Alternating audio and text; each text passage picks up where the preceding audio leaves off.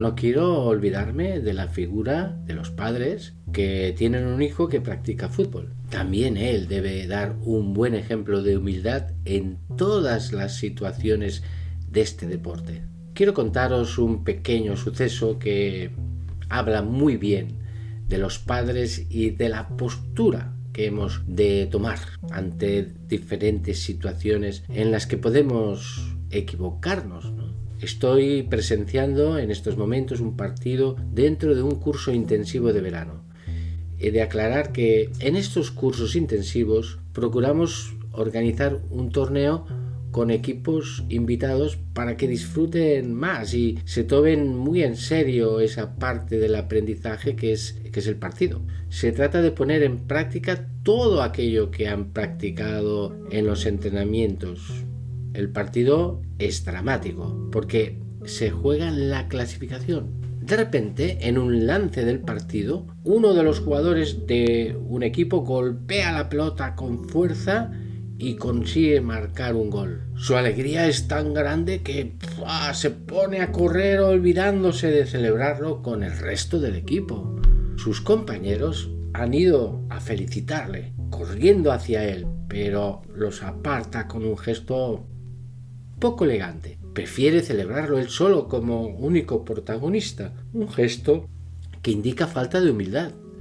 No me gustó nada el detalle y lamentablemente es algo que ocurre con frecuencia, Los entrenadores hemos de corregir estas salidas de tono y estas faltas de respeto hacia sus compañeros. No creo que haga falta recordar que el gol lo ha metido todo el equipo. El portero inicia la jugada, el defensor realiza el pase adecuado al mediocampo, desde allí el delantero recibe el balón y dispara.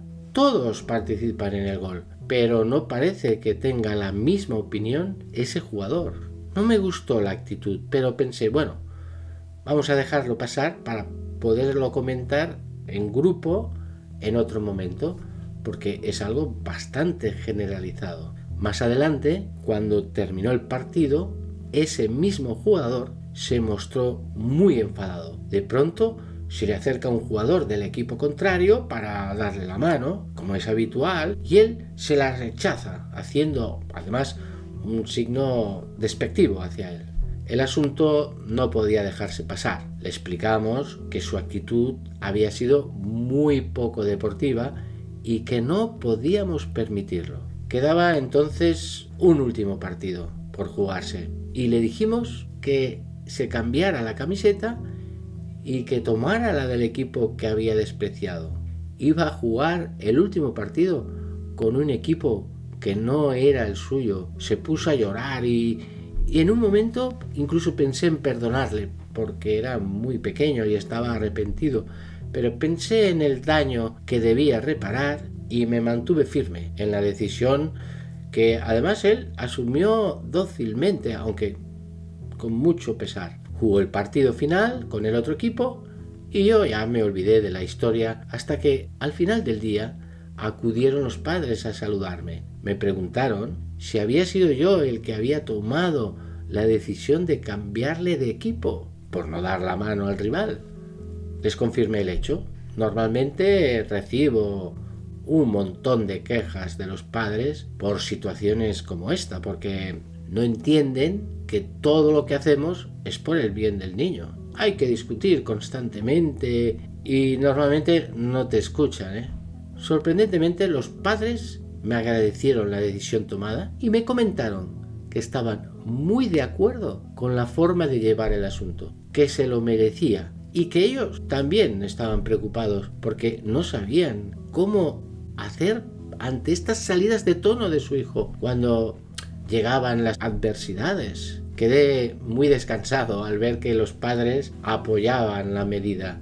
Eso me ahorraba muchas discusiones y explicaciones.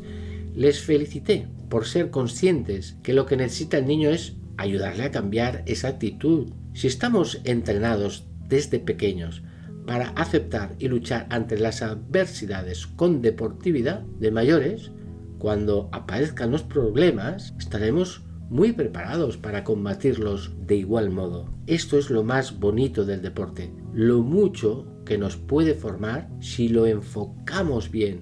La misma película puede enfocarse mal. Puede ocurrir que la corrección que realizamos con el niño no sea aceptada por el padre. El niño entonces aprovecha esta situación y se pone del lado de sus padres que le defienden y le excusan. Perdemos una oportunidad para formarle. Son muchos los casos que lamentablemente acaban así porque los padres no queremos ver sufrir nunca a nuestro hijo y no nos damos cuenta de que ese sufrimiento es un gran entrenamiento para la vida. Si queremos de verdad a nuestro hijo, no debemos nunca cubrirle sus errores, sino todo lo contrario, corregirlos y ayudarle a mejorarlos. Un segundo caso me ocurrió en los mismos días aproximadamente. Un padre, al terminar un partido, se dirigió a un jugador del equipo propio y le comentó que habían perdido el partido por su culpa. El niño de 9 años, claro, se puso a llorar. Es normal. Al día siguiente recibo un correo de los padres del niño afectado. Comentaban lo que había ocurrido y que había que poner solución. Seguro que el padre se había dado cuenta de su gran error al dejarse llevar por las emociones de un partido. ¿Será capaz de reconocer con humildad que se ha equivocado? Hablé con él y me reconoció que efectivamente había dicho eso al niño, pero que ya está, que no había pasado de allí, como justificándose y quitándole importancia al asunto. Lo que para él era algo normal, a nosotros nos parecía algo muy grave y había que frenarlo cuanto antes. Le comentamos que su hijo no iba a poder jugar el siguiente partido debido al comportamiento suyo como padre. Además, debía pedir disculpas al niño afectado y a sus padres. Este es otro momento difícil para el padre. Reconocer que lo has hecho mal es la primera parte, pero pedir disculpas es un gran ejercicio de humildad personal que cuesta mucho realizarlo, pero que es completamente necesario.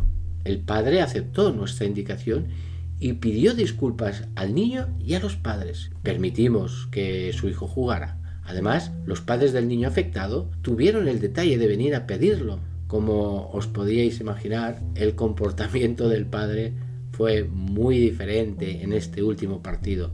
No nos damos cuenta del daño que hacemos al meternos tanto en el fútbol de nuestros hijos. Hace muy pocos días, un padre me escribió desde Argentina para preguntarme qué podía hacer porque su hijo estaba perdiendo la ilusión por jugar al fútbol. Por lo que me contaba, intuía que las causas de esta pérdida de interés estaba principalmente centrada en la figura del padre. Le tuve que decir las cosas muy claras. La culpa de todo la tienes tú.